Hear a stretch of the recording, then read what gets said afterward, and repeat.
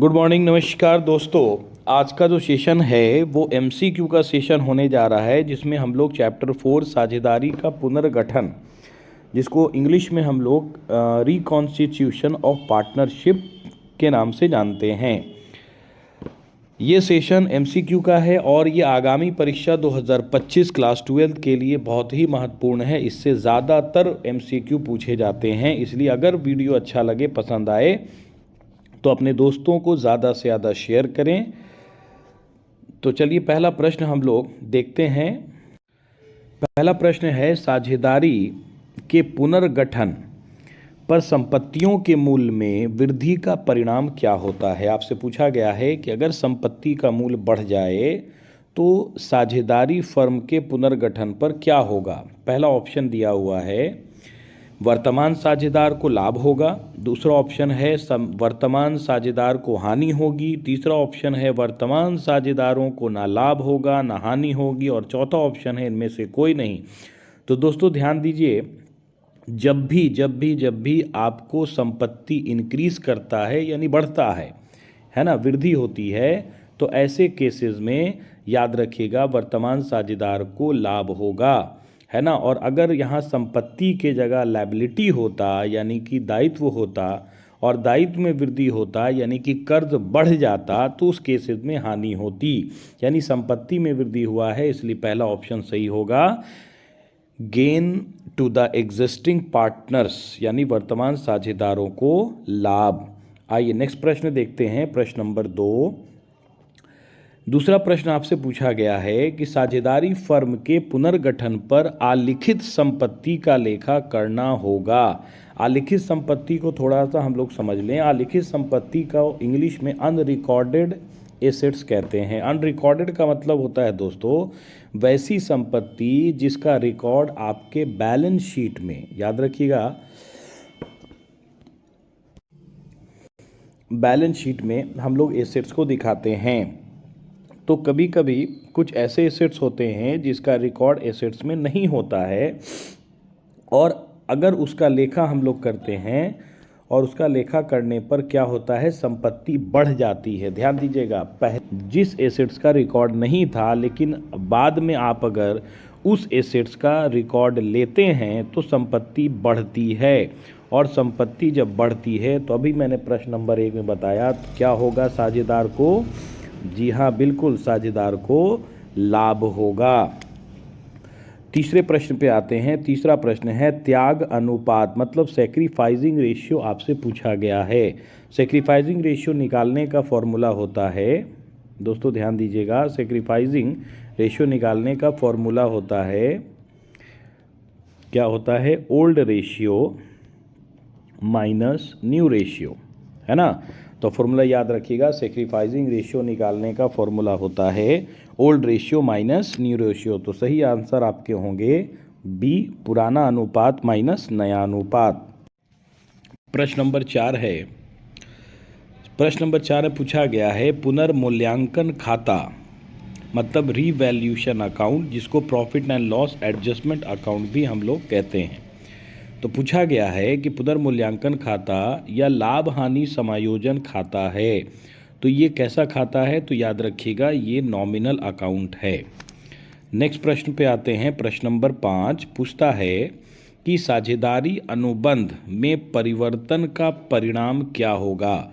अगर साझेदारी चेंजिंग यानी परिवर्तन होती है, यानी आपको पता है कि साझेदारी अनुबंध यानी पार्टनरशिप डीड में परिवर्तन कई तरह से होते हैं, नया पार्टनर आने से, नए किसी पार्टनर के रिटायरमेंट लेने से, है ना, क्या किसी पार्टनर के मृत्यु हो जाने से परिवर्तन होने के कई ऐसे कारण हैं। तो इसका सही आंसर आप जान रहे हैं क्या होगा, तो फर्म का पुनर्गठन होगा।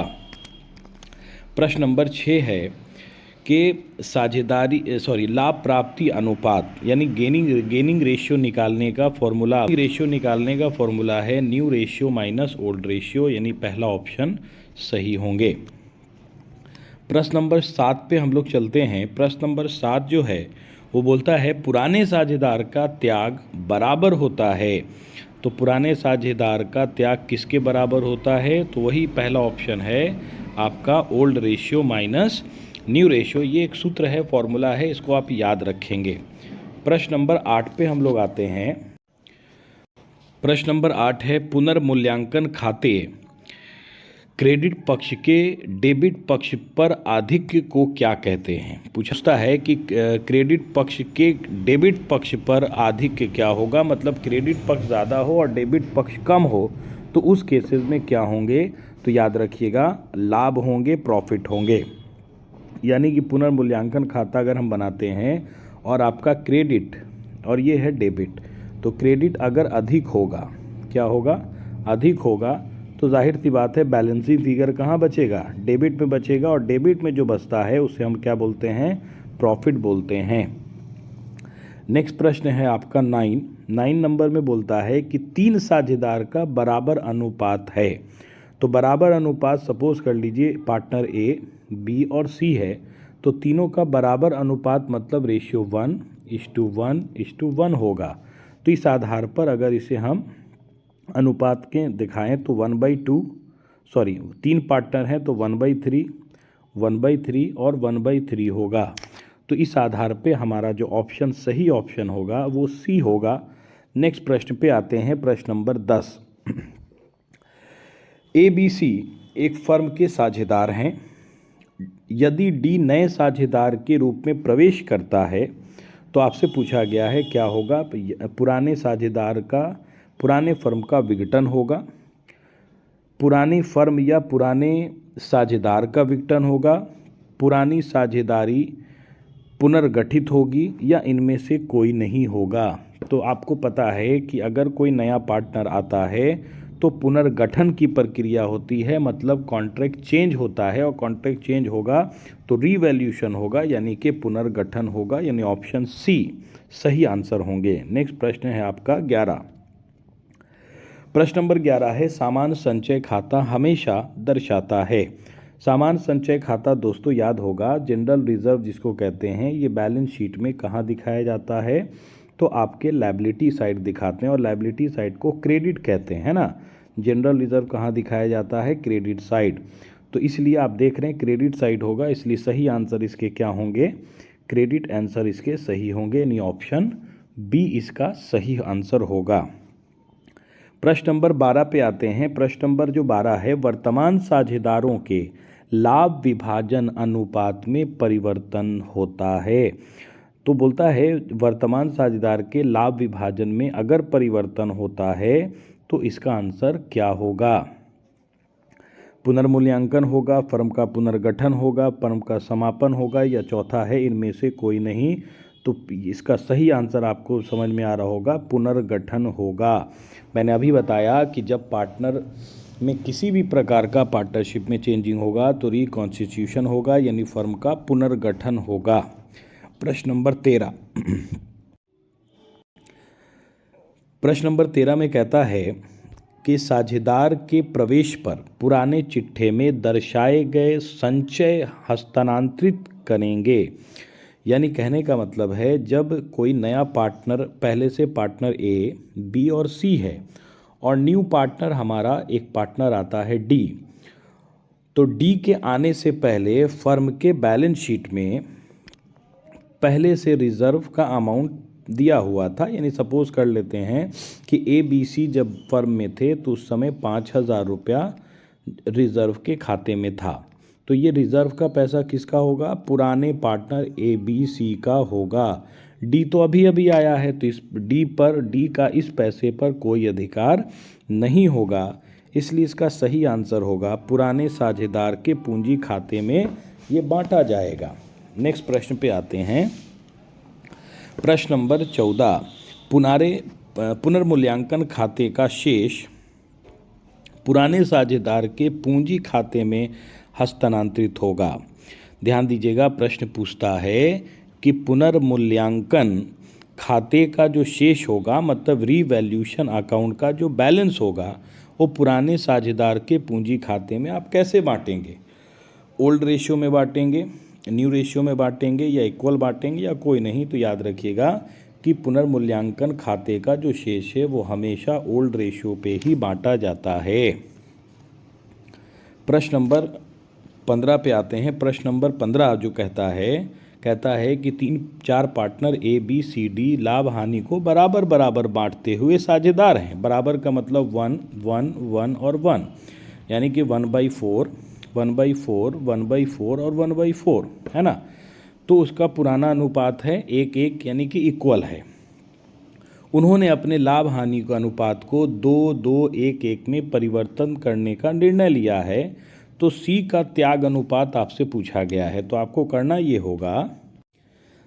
करना क्या होगा, ओल्ड रेशियो में से न्यू रेशियो आप घटाएंगे। Old ratio minus new ratio.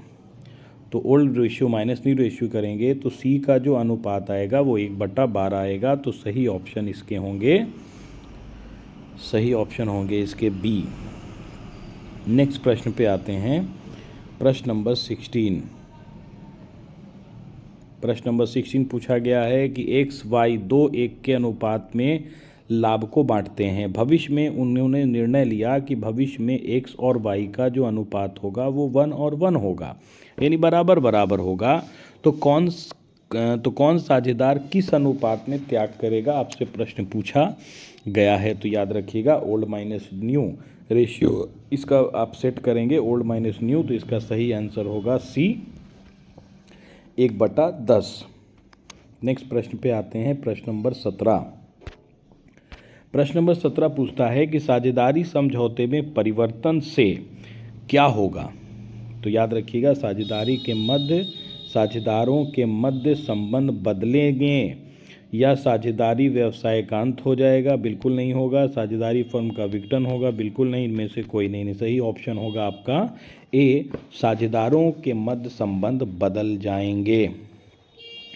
प्रश्न नंबर 18 पे आते हैं। प्रश्न नंबर 18 है एक्स वाई का लाभ हानि अनुपात 3:2 है और 1 जनवरी 2020 से वे लाभ को इक्वल माने 1 और 1 रेशियो में बांटने में सहमत हुए। तो यहाँ पर भी फॉर्मूला आप लगाएंगे ओल्ड माइनस न्यू, और इसका सही आंसर आप क्या देंगे, तो बिल्कुल सही ए ऑप्शन इसका 1/10 होगा। प्रश्न नंबर 19 अंतिम प्रश्न है दोस्तों, ध्यान दीजिएगा।